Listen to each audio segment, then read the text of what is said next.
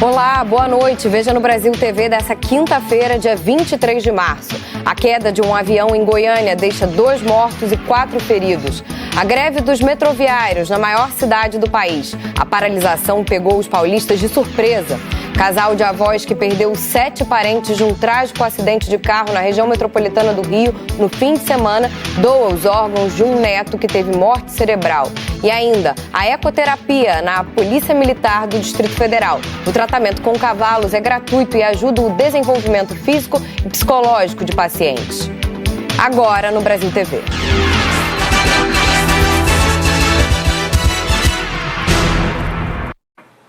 O Centro de Investigação e Prevenção de Acidentes Aeronáuticos, o CENIPA, investiga desde ontem a queda de um avião em Goiânia. O avião bateu contra uma casa e 2 irmãos morreram. Outras 4 pessoas ficaram feridas. A equipe de investigação chegou no início da manhã. Eles são do 6º Serviço Regional de Investigação e Prevenção de Acidentes Aeronáuticos, o CERIPA. É o órgão que faz a coleta de dados, que garante a preservação e o recolhimento dos indícios e confirma quais foram os danos na aeronave. São informações que vão ser usadas na apuração. A equipe veio de Brasília, chegou ontem à noite, fez uma pausa para dormir e retomou o trabalho logo cedo. A investigação feita no avião que continua ali atrás, em cima da casa, é necessária por 2 motivos. O primeiro, claro, é entender o acidente, qual ou quais falhas aconteceram e apurar responsabilidades. Além disso, as informações coletadas aqui vão servir para evitar outros acidentes com as mesmas características. A Defesa Civil esteve no local da queda para fazer uma primeira avaliação dos estragos e definir pontos de interdição, principalmente na casa atingida pela aeronave. Mas a análise mais detalhada só vai acontecer depois do fim do trabalho do CERIPA. Superficialmente, a gente verificou que uma parede de alvenaria foi atingida e assim causou um buraco na parede. Há o risco, até porque foi um abalo muito forte na parede, né? Então a gente precisa aguardar, né, com mais detalhes aí os relatórios do CENIPA, a Polícia Técnica Científica e a nossa vistoria com maior detalhe. Essas imagens feitas nesta quinta-feira na casa atingida mostram a dimensão do buraco na parede e como o avião ficou destruído. A hélice se desprendeu da fuselagem. A aeronave é um modelo Cênica 3, fabricado no Brasil em 1993. O avião partiu do município de Taiobeiras, no norte de Minas Gerais, com o piloto e 3 passageiros a bordo. Fez escala em Janaúba, na mesma região, onde mais 2 pessoas embarcaram. Seguiu em direção a Goiânia e acabou caindo a cerca de 1,5 km de um aeródromo na região noroeste.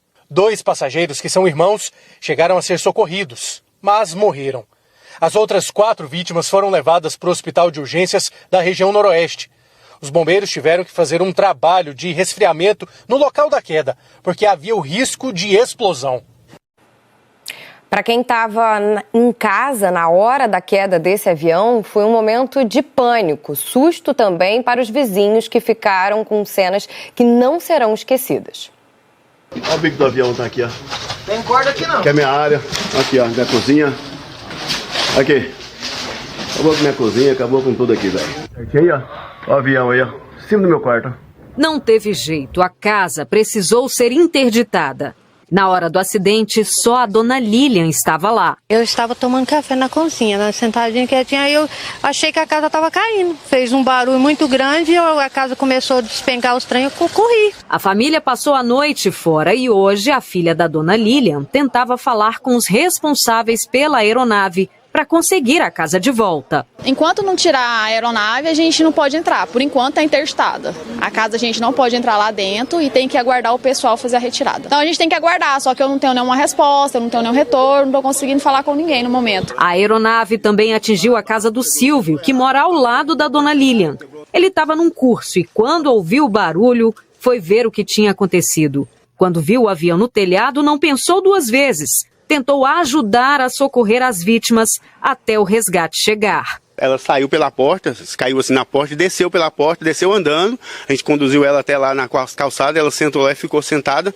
E a gente tentando ver se tinha alguém mais no telhado. Quem estava em casa na hora da queda do avião lembra preocupado de tudo o que aconteceu. Um barulho assim esquisito, aquele barulho assim esquisito.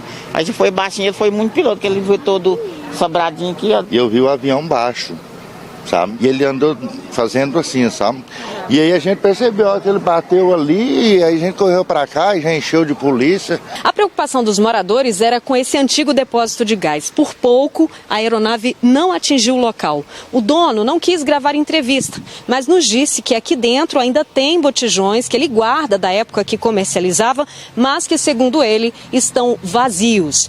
O supermercado chegou a ser interditado também, mas hoje a Defesa Civil liberou o funcionamento do comércio. O acidente com a aeronave chamou a atenção dos moradores. Foi um momento muito difícil, que a gente fica muito nervosa, eu perdi assim um pouco a noção. Você sai para cá, você não percebe mais nada. Eu não sabia nem o que estava acontecendo por lá, porque não podia entrar, o pessoal não deixou entrar, os policiais. Os moradores de São Paulo amanheceram sem metrô. São 4 linhas operadas pelo governo do estado. Com a paralisação dos metroviários, quase 3 milhões de passageiros não chegaram ao trabalho, escola, consulta médica e outros compromissos importantes nessa quinta-feira. Foi um começo de dia difícil na maior cidade do país. A greve dos metroviários parou 4 linhas do metrô e 2.800.000 passageiros ficaram sem transporte em São Paulo. Cheguei aqui, fiquei sabendo que estava em greve, né? Nem sabia de nada, fui pego de surpresa. E eu estou aqui até agora. E eu vou voltar, porque não tem mais condição de eu chegar lá. Eu não vou mais. Celular na mão, milhares de trabalhadores avisavam o que os chefes já sabiam. Vai ter atrasos, vai ter falta, porque não tem como chegar. Mas não ir não era uma opção para muita gente. O sistema de trens, os ônibus e as ruas ficaram lotados. O rodízio de veículos foi suspenso hoje. Seu Hélio tinha uma audiência na Defensoria Pública. Saiu de casa às 5h20 da madrugada. 2 horas depois, ainda tentava encontrar uma alternativa para chegar ao centro da cidade. Não, rapaz, passar por ele logo nesse dia exato que eu tenho precisão de ir lá, o metrô entra de greve. Se o metrô não tivesse de greve, eu já estava lá há muito tempo, né? Os metroviários pedem um abono para repor os valores da PLR, a participação nos lucros e resultados que não foi paga nos últimos 3 anos. Querem também a contratação de funcionários e o restabelecimento do adicional de periculosidade em alguns cargos. A gente vem negociando desde janeiro desse ano, estamos dispostos a negociar, o metrô tem dinheiro sim. Inclusive esse dinheiro foi provisionado no balanço do metrô. O metrô disse que empenhou todos os esforços para atender às reivindicações do sindicato, mas afirmou que a realidade não possibilita o pagamento do abono, já que a empresa teve queda de arrecadação na pandemia. Nós pagamos o nosso anuênio, pagamos tudo o que era necessário, tudo que está em contrato de trabalho.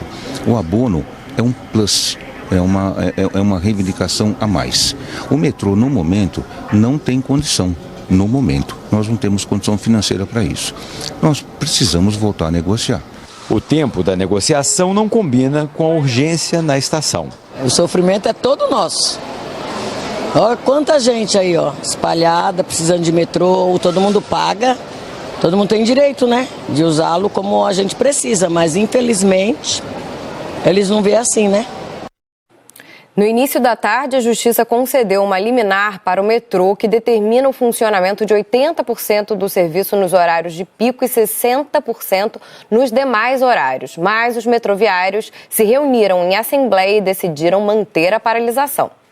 Agora veja essa história. Um homem encomendou notas falsas de dinheiro e escolheu um endereço aleatório no Distrito Federal para receber a entrega pelos Correios. Ele só não contava com um detalhe: o endereço era de um policial militar. As imagens das câmeras de segurança mostram que o carro branco ficou parado por horas em frente a uma casa na QNM 20 de Ceilândia. Esse foi o endereço que o estelionatário escolheu para receber as notas falsas.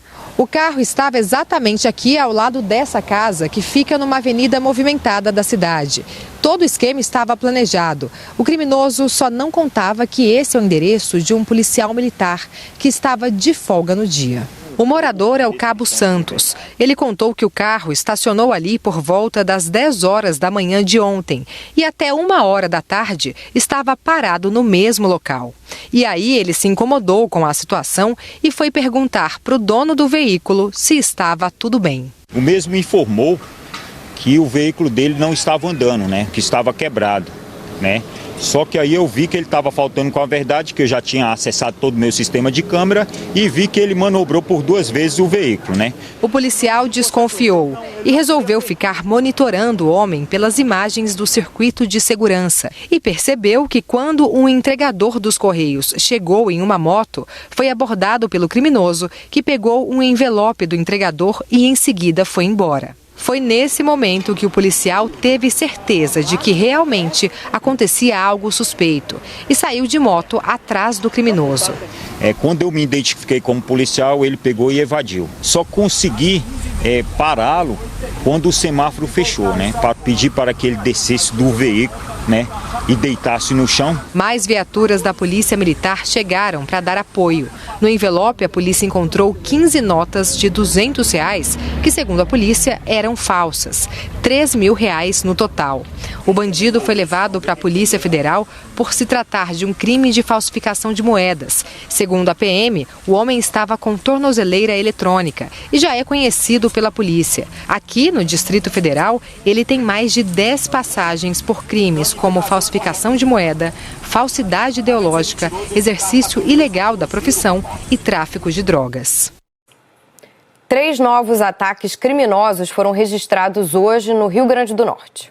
São 10 dias já dessa onda de violência que foi iniciada na terça-feira da semana passada, dia 14. Esses 3 ataques que você acabou de citar aconteceram entre a madrugada e esta manhã. O último, inclusive, foi agora por volta das 10h30 da manhã na cidade de Macaíba, que fica na região metropolitana aqui de Natal. Por lá, uma moto dos Correios foi incendiada. Os outros 2 ataques, esses sim, na madrugada, um deles aqui na capital potiguar, quando uma estação de tratamento da Companhia de Águas e Esgotos do estado do Rio Grande do Norte foi atacada, foi incendiada. Inclusive, um carro dessa empresa estatal que estava no local ficou completamente destruído. O outro ataque foi no interior do estado, na cidade de Lagoa Nova, fica na região central potiguar. Um ônibus escolar e um trator que estavam estacionados em frente a uma oficina ficaram destruídos com o fogo, que foi colocado por esses criminosos. Dessa forma, como já falamos aqui, já são mais de 300 ataques registrados no Rio Grande do Norte ao longo desses 10 dias que nós citamos. E a resposta das forças de segurança são as seguintes: nesse momento, em termos de prisão, são 168 presos e a polícia apreendeu também 6 adolescentes, todos suspeitos por esses crimes e de serem integrantes da facção criminosa responsável por esses ataques. As polícias de 4 estados fazem hoje uma operação contra o tráfico de drogas. De Maceió, a Sofia Ceprene tem as informações. Até agora, 7 suspeitos foram presos. Essas prisões, 5 delas aconteceram aqui em Alagoas, uma aconteceu em Minas Gerais e outra prisão em São Paulo. 7 carros também foram apreendidos e uma moto. Ao todo, foram expedidos 28 mandados de busca e apreensão e 8 de prisão.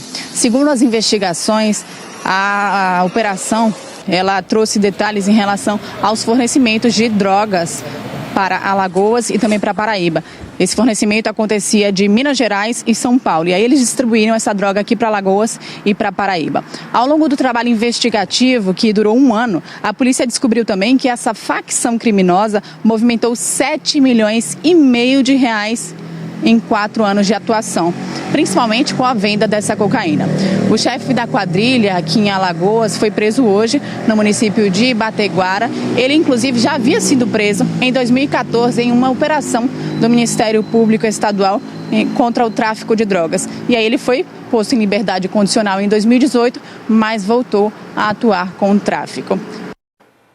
Agora a gente fala de um gesto de amor de um casal de avós numa semana de dor incalculável. Eles perderam 7 pessoas da família em consequência de um acidente na BR-493, na região metropolitana do Rio de Janeiro, no fim de semana. O seu Juvenal e a dona Valéria decidiram doar os órgãos do neto Guilherme, de 14 anos, depois que a morte cerebral dele foi confirmada.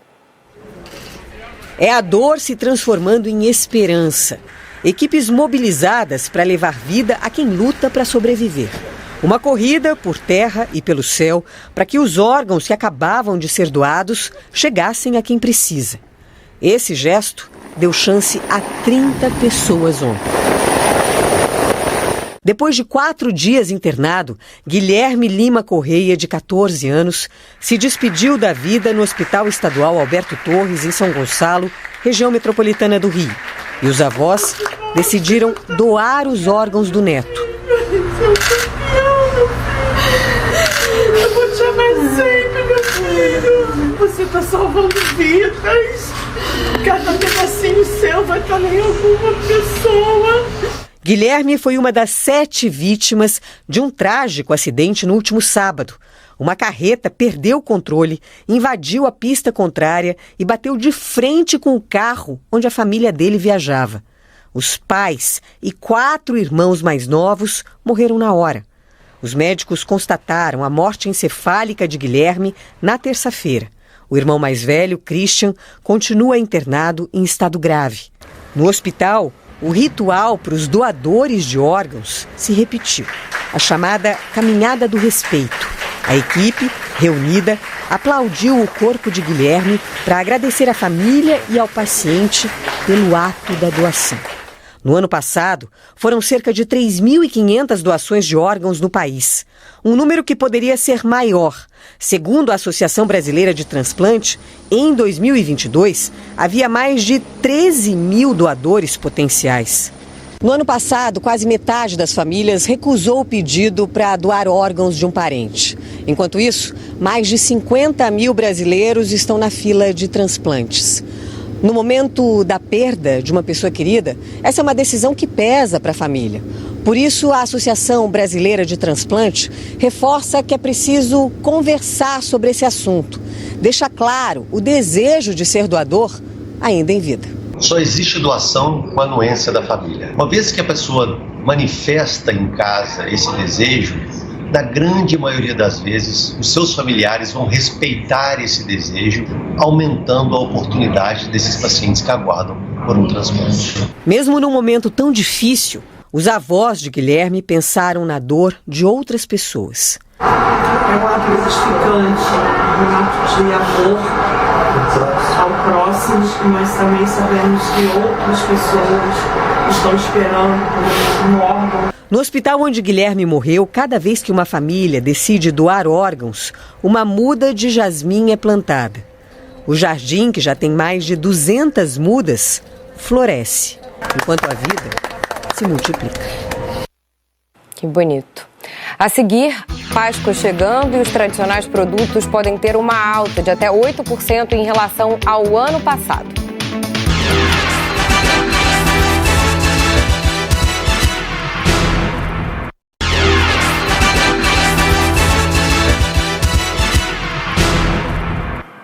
Brasil TV de volta falando da Páscoa. Os tradicionais produtos relacionados à festa podem ter uma alta, em média, de 8% em relação ao ano passado. A expectativa é da Confederação Nacional do Comércio.